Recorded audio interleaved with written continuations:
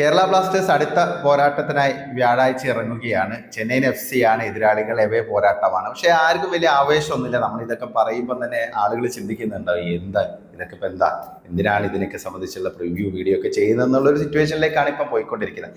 ആരാധകർക്ക് മൊത്തം ഒരു മരവിപ്പാണ്. പ്രതീക്ഷിച്ച രീതിയിൽ യാതൊരു മുന്നേറ്റവും ബ്ലാസ്റ്റേഴ്സിന്റെ ഭാഗത്തൊന്നും ഉണ്ടാകുന്നില്ല. ഇടയ്ക്ക് ഒന്ന് രണ്ട് മത്സരങ്ങളൊക്കെ വിജയിച്ച് ചെറിയൊരു പ്രതീക്ഷയൊക്കെ നൽകിയിരുന്നു. പോരാട്ട വീര്യം ഉയർന്നൊന്നും നമ്മളൊക്കെ തള്ളിയിരുന്നു. പക്ഷേ ഇപ്പം കഴിഞ്ഞ മത്സരത്തോടു കൂടി അതെല്ലാം വീണ്ടും പഴയപടി തന്നെ ആയിരിക്കുകയാണ്.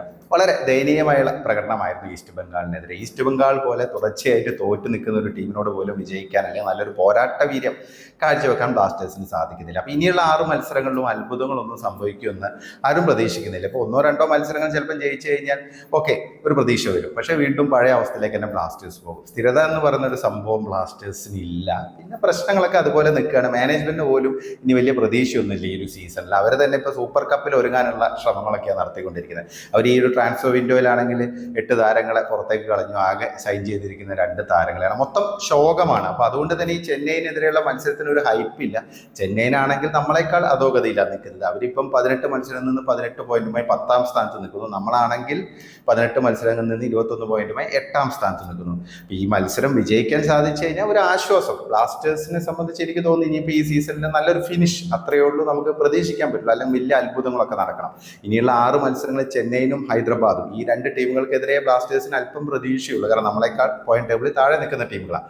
ബാക്കി വരുന്നത് മുംബൈയും ബംഗളൂരുവും പിന്നെ അതുകൂടാതെ മോഹൻ ബഗാനൊക്കെയാണ്. അപ്പോൾ അവർക്കൊക്കെ എതിരെ വിജയിക്കുക എന്നൊക്കെ പറഞ്ഞാൽ ഈ ഒരു സാഹചര്യത്തിൽ വലിയ ഒരു ടാസ്ക് തന്നെയായിരിക്കും. അപ്പോൾ ഒരു അതിമോഹം എന്നൊക്കെ നമ്മൾ പറയേണ്ടിയിരുന്നു നിലവിലൊരു സിറ്റുവേഷൻ വെച്ച്.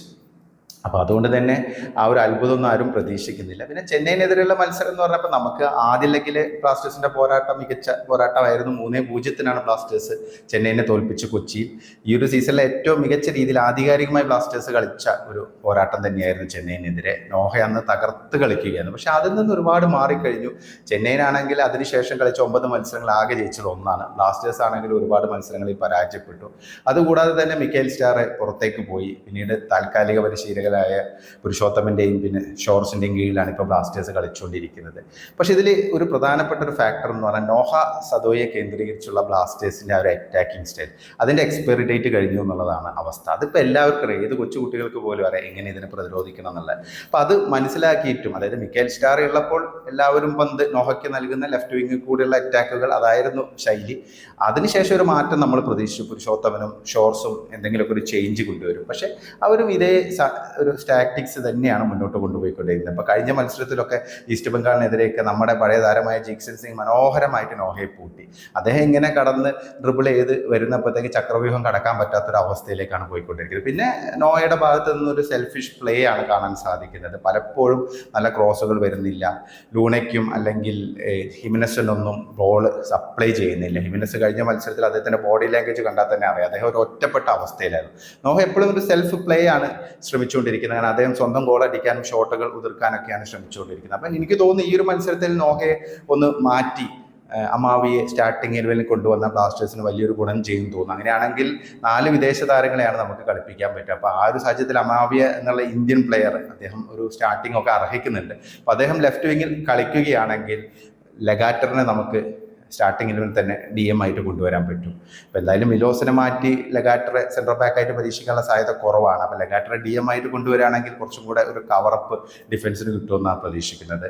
അപ്പം ആ ഒരു സാഹചര്യമൊക്കെ പരീക്ഷിക്കുമെന്നറിയില്ല. കാരണം ഈ വമ്പൻ താരങ്ങളെയൊക്കെ മാറ്റി പരീക്ഷിക്കുക എന്നുള്ളത് പൊതുവേ അത്ര ഒരു പറഞ്ഞു കേൾക്കുന്ന ഒരു സംഭവമല്ല. കോച്ചുമാർ, പ്രത്യേകിച്ച് താൽക്കാലിക കോച്ചുമാർ കൂടി ആയതുകൊണ്ട് അവർ അതിന് ധൈര്യം കാണിക്കുമെന്ന് അറിയില്ല. പിന്നെ തോമസ് ഷോർസ് ഇല്ല. ഷോർസ് വേറെ ഒരു പരിപാടിയുമായി ബന്ധപ്പെട്ട് അദ്ദേഹം ഇപ്പം ഇല്ല. അദ്ദേഹം ഈ UEFA ലൈസൻസിങ്ങുമായി ബന്ധപ്പെട്ടുള്ള ഒരു വെഞ്ചറിലാണ് നിൽക്കുന്നത്. അപ്പോൾ അദ്ദേഹത്തിൻ്റെ സാന്നിധ്യം ഡഗ്ഔട്ടിൽ ഉണ്ടാവില്ല. അപ്പോൾ അതിന് പകരം പുരുഷോത്തമൻ തന്നെയായിരിക്കും ഡഗ്ഔട്ടിൽ. പിന്നെ ചെന്നൈയിലേക്ക് വരികയാണെങ്കിൽ ചെന്നൈയിന് ഒരുപാട് പ്രശ്നങ്ങളുണ്ട്. അവർ ഗോളുകൾ വഴങ്ങുന്നു, മത്സരങ്ങൾ തുടർച്ചയായിട്ട് പരാജയപ്പെടുന്നു, ഒരു ഏകോപനം ടീമിൽ ഉണ്ടാക്കാൻ പറ്റുന്നില്ല. അപ്പോൾ കഴിഞ്ഞ മത്സരത്തിൽ ഗോവയോട് 2-0 പരാജയപ്പെട്ടു. പിന്നെ അവരുടെ ഒരു പ്രധാനപ്പെട്ട താരങ്ങൾ, അതായത് ഒരു നിർണായകം, ബ്ലാസ്റ്റേഴ്സിനെ സംബന്ധിച്ച് ഏറ്റവും കൂടുതൽ ശ്രദ്ധിക്കേണ്ട 2 പ്ലേയേഴ്സ് എന്ന് പറഞ്ഞാൽ ഒന്ന് കോണർ ഷീൽസും പിന്നെ അതുകൂടാതെ വിൽമർ ജോർഡനുമാണ്. അപ്പോൾ ഇവർ തമ്മിലുള്ള ഒരു ലിങ്ക് പരമാവധി കട്ട് ചെയ്യാൻ സാധിച്ചു കഴിഞ്ഞാൽ ബ്ലാസ്റ്റേഴ്സിന് ഒരു പരിധിവരെ മത്സരത്തിൽ പിടിച്ചു നിൽക്കാൻ പറ്റും. പ്രതീക്ഷിക്കുന്ന രീതിയിലേക്ക് ചിലപ്പം മുന്നേറാൻ സാധിക്കും. പക്ഷേ ഇത് അത്യാവശ്യം ബുദ്ധിമുട്ട് ബുദ്ധിമുട്ടുള്ള കാര്യം തന്നെയാണ്. കാരണം ഈ രണ്ട് താരങ്ങളും തമ്മിലുള്ള ഒരു ഏകോപനം കറക്റ്റായി വരികയാണ് ബ്ലാസ്റ്റേഴ്സിന് നല്ലൊരു വെല്ലുവിളിയായിരിക്കും. നമ്മുടെ ഡിഫൻസ് ആയതുകൊണ്ട് നമുക്കൊന്നും പറയാൻ പറ്റില്ല. സച്ചിൻ സുരേഷ് എന്നുള്ള ഗോൾ കീപ്പർ സന്ദീപ് സിംഗിനെ കളിപ്പിക്കില്ല എന്ന് പ്രതീക്ഷിക്കുന്നു. കാരണം ഐബൻ തിരിച്ചു വരും, കാരണം അദ്ദേഹം സസ്പെൻഷൻ കഴിഞ്ഞു. അപ്പം അങ്ങനെ ഒരു ആശ്വാസം പ്രതീക്ഷിക്കുന്നു. പിന്നെ വിപിനൊക്കെ ഫോം ഔട്ടാണ്, അദ്ദേഹം പരിക്ക് മാറി തിരിച്ചു വന്നതിന് ശേഷം ഒരു നിഴലാണ്. ഇനിയിപ്പം എങ്ങനെയാണ് ഈ 11 പരീക്ഷിക്കാമെന്നൊന്നും അറിയില്ല.